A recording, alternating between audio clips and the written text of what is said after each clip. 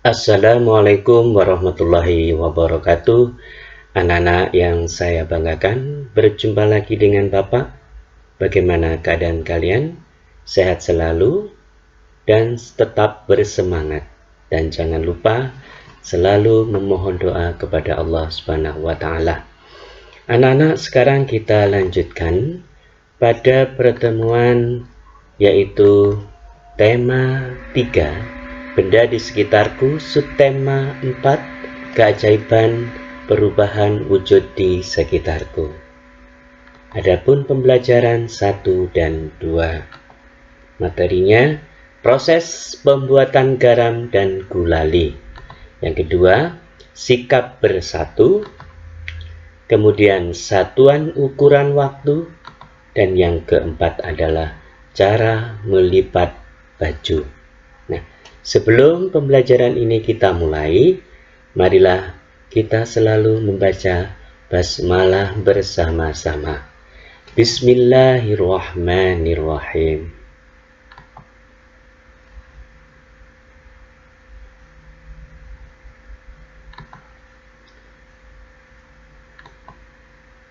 Proses pembuatan garam.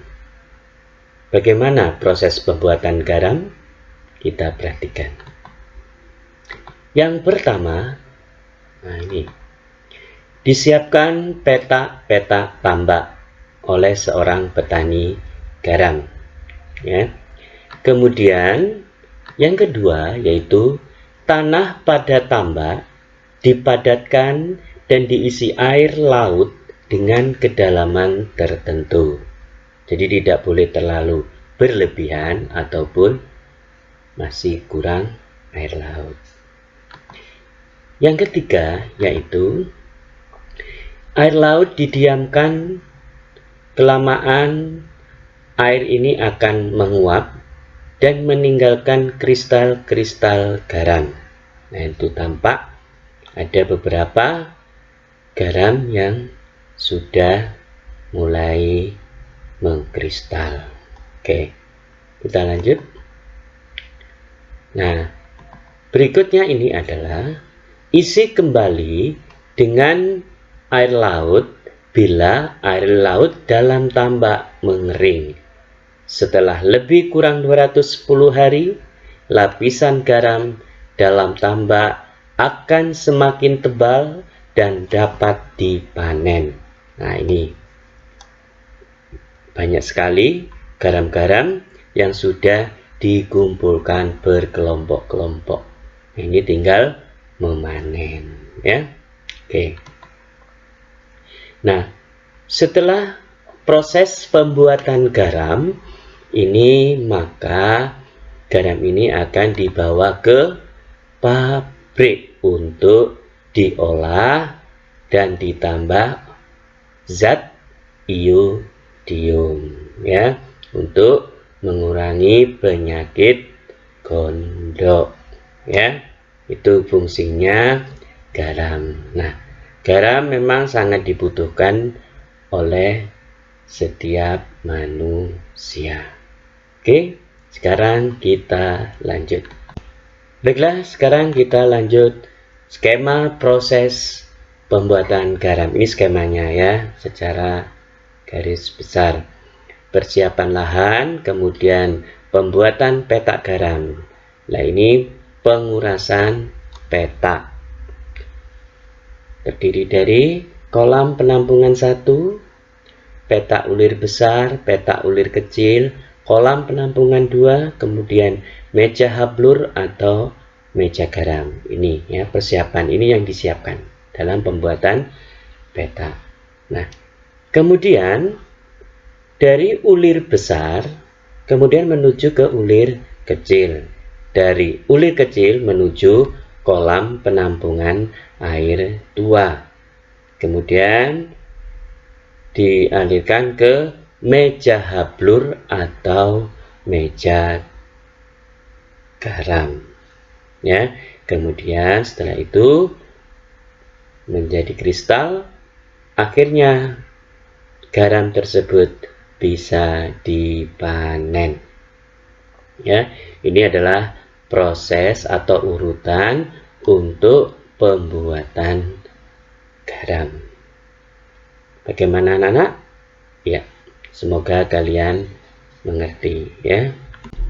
Baiklah, sekarang kita menuju bahan dasar membuat garam. Apa bahan dasar membuat garam? Yaitu air laut.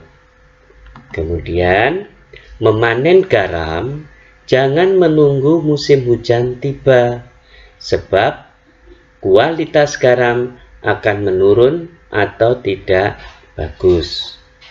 Ya.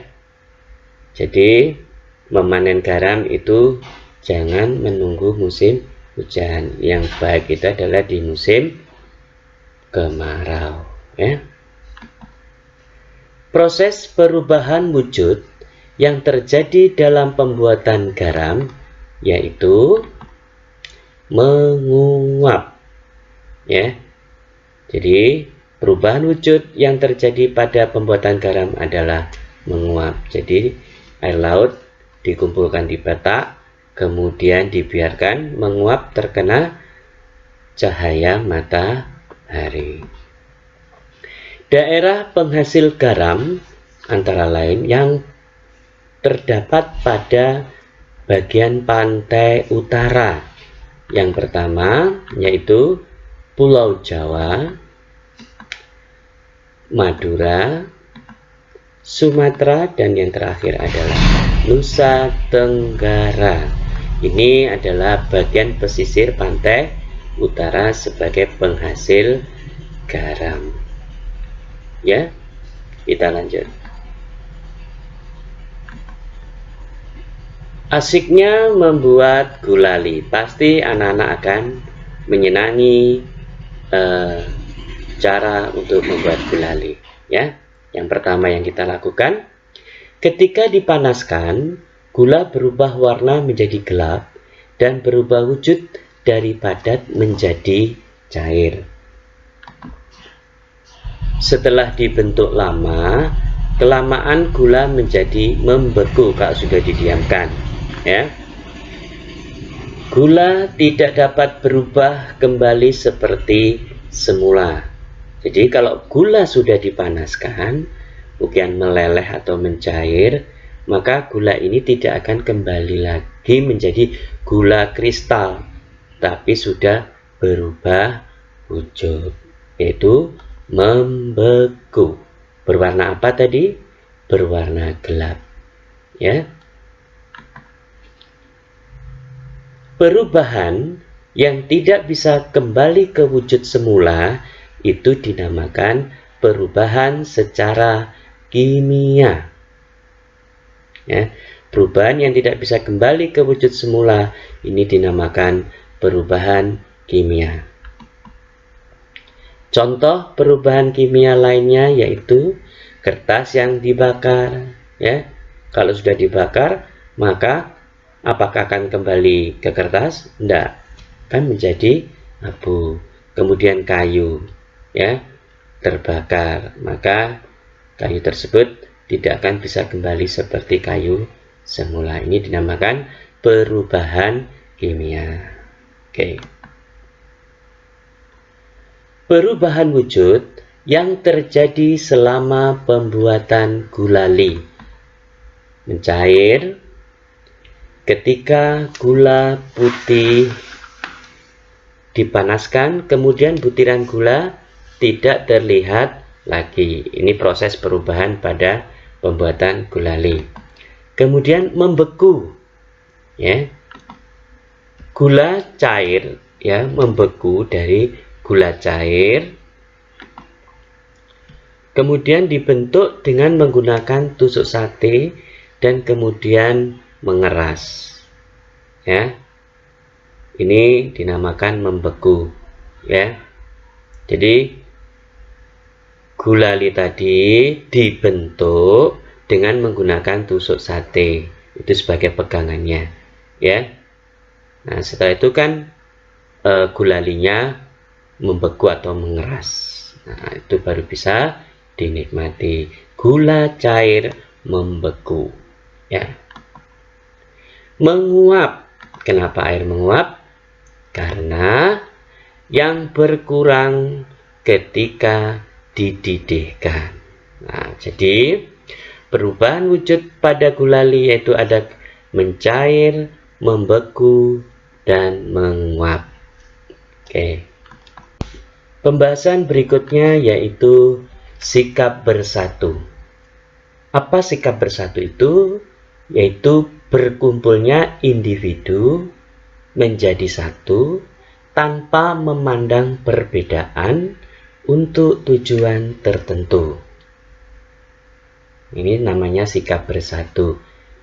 Ya, tidak membeda-bedakan antara suku satu dengan suku lain, ya, dengan si kaya dan si miskin, ya, kebudayaan satu dengan kebudayaan lain, tidak seperti itu, tapi kita bersatu padu. Nah, ini merupakan pengalaman dari sila ketiga Pancasila, yaitu dilambangkan dengan pohon beringin.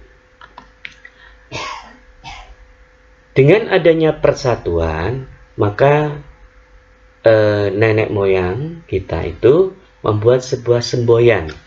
Ini dinamakan semboyan nasional, yaitu Bhinneka Tunggal Ika, yang artinya berbeda-beda tetapi tetap satu jua. Nah, kita tidak memandang perbedaan, tetapi kita memandang persatuannya, ya.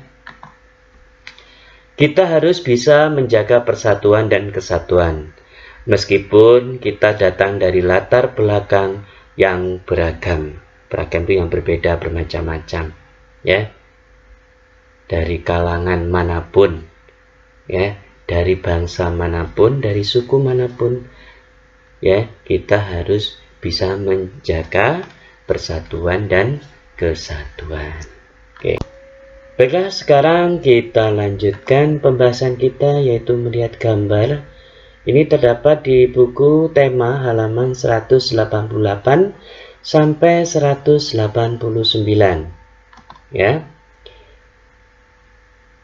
Gambar tersebut menceritakan di lingkungan rumah, sikap bersatu dimulai dengan saling menghargai, yaitu menghargai pendapat dan peran yang beragam di rumah. Saling menghormati yaitu hak dan kewajiban masing-masing. Hak dan kewajiban ini harus berjalan secara seimbang, tidak boleh berat sebelah. Pasti kalian akan mendapatkan tugas dan peran sesuai dengan kemampuan kalian masing-masing. Oke. Penerapan di sekolah maupun di lingkungan sekitar, sikap bersatu dapat dilakukan dengan cara menghargai, yaitu menghargai keragaman suku bangsa dan budaya, tidak merendahkan adat istiadat lain, dan menghormati segala bentuk tradisi lain yang tidak sama dengan tradisi kita sendiri, ya. Seperti di suku Baduy, suku Toraja itu berbeda dengan suku Jawa maupun di suku Madura. Jadi tradisi-tradisi yang dimiliki oleh budaya lain atau oleh suku lain itu harus kita hargai dan hormati, karena itu semuanya adalah untuk pemersatu bangsa. Oke, baik. Kita lihat lagi ya, sekarang halaman 190, yaitu tentang kegiatan Edo. Kegiatan Edo yaitu pertama, merapikan tempat tidur. Kemudian, menjaga adik ketika ibu memasak. Kemudian, membantu ibu menyiram bunga. Dan ayah dan ibu membantu Edo mengulang pelajaran. Nah, di sini ada hak dan juga ada kewajiban. Kalau kewajibannya Edo apa? Merapikan tempat tidur. Ya. Haknya Edo apa di sini, anak? Iya, yaitu ingin mendapatkan bantuan ayah dan ibu untuk mengulang pelajaran. Itu hak hidup. Ya. Ada kewajiban ibu, ada juga kewajiban ibunya itu sendiri. Oke. Tolong menolong membuat pekerjaan menjadi mudah dan ringan. Persatuan akan membuat segala sesuatu menjadi mudah dan indah. Ya. Nah, untuk itu mari kita terapkan dari sekarang, ya. Anak-anakku pasti bisa untuk melakukan ini semuanya, ya. Tetap semangat, ya nak. Oke, kita lanjut. Baiklah, pembahasan berikutnya adalah tentang waktu, ya. 1 jam sama dengan 60 menit. 1 menit sama dengan 60 detik. Ini kalian harus ingat dan selalu diingat, ya. Harus hafal. Nah, sekarang perhatikan contoh berikut. Nomor 1, 4 jam berapa menit? 3 jam 25 menit berapa menit? Dan yang nomor 3, 112 menit berapa jam dan menit?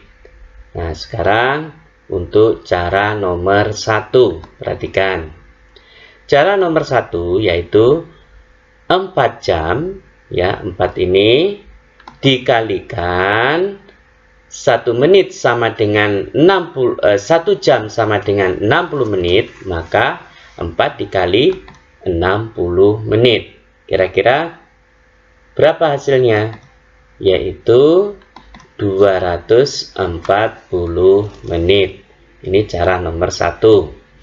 Kemudian cara nomor 2, 3 jam 25 menit berapa menit? Kita tulis dulu aja. 3 jam, ya, dikali kira-kira berapa menit? Ya, 60 menit sama dengan berapa? 180 menit. Kemudian 25 menit juga dijadikan menit juga, yaitu sama dengan 25 menit. Loh, kok sama? Ya, karena sama menitnya. Jadi tidak berubah. Jadi 180 menit ditambah 25 menit sama dengan 205 menit. Ini cara nomor 2. Sekarang cara nomor 3 yaitu 112 menit berapa jam dan menit. Perhatikan ini. Yang pertama yang harus kalian lakukan adalah tulis dulu 112 menit. Nah, 112 menit ini sama dengan, nah, diingat 1 jam berapa menit? 60 menit. Berarti 60 menit ditambah dengan 52 menit. 52 menit dari mana? Yaitu tadi 112 dikurangi 60 menit. Jadi 52 menit. Ya.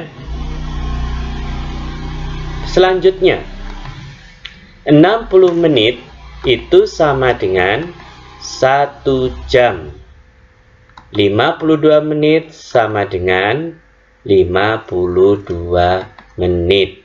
Yang diminta adalah jam dan menit. 52 menit tidak 1 jam, maka tetap ditulis 52 menit. Jadi 1 jam 52 menit. Bagaimana anak-anak? Kalian bisa memahami tentang penjelasan Pak Adi ini? Kalian harus banyak latihan di rumah, ya. Dibantu oleh orang tua kalian masing-masing. Oke, ya. Kita lanjutkan pembahasan berikutnya.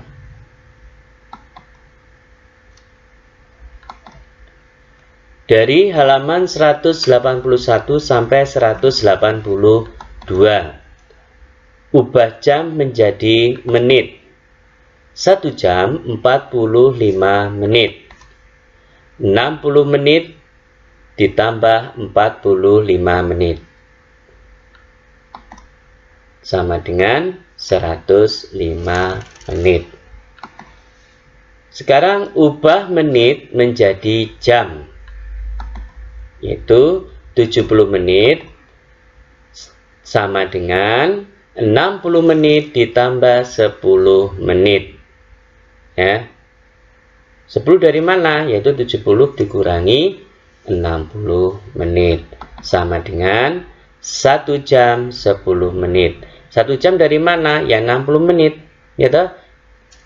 1 jam itu 60 menit. 60 menit sama dengan 1 jam. Ini selalu kalian ingat.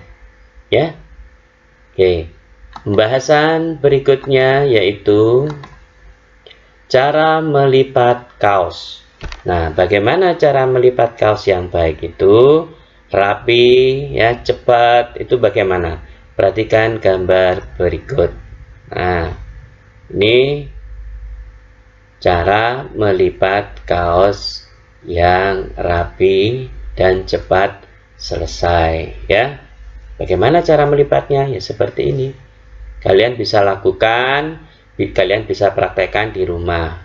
Ya, pertama dibantu oleh orang tua. Setelah itu kalian bisa melakukan sendiri. Oke. Tetap semangat ya, Nak.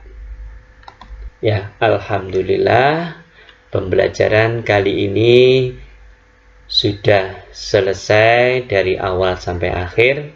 Semoga apa yang kita pelajari tadi bermanfaat bagi kita semua. Jangan lupa dan jangan menunda untuk berbuat baik. Begitu pula kalian harus benar-benar pandai-pandai bersyukur ya Nak ya. Kita masih diberi kesehatan, kesempatan untuk belajar ya, kesempatan untuk beribadah dan lain sebagainya. Untuk itu semoga anak-anakku semuanya bisa mencapai itu ya. Baiklah, kali ini saya akhiri dengan ucapan Assalamualaikum warahmatullahi wabarakatuh.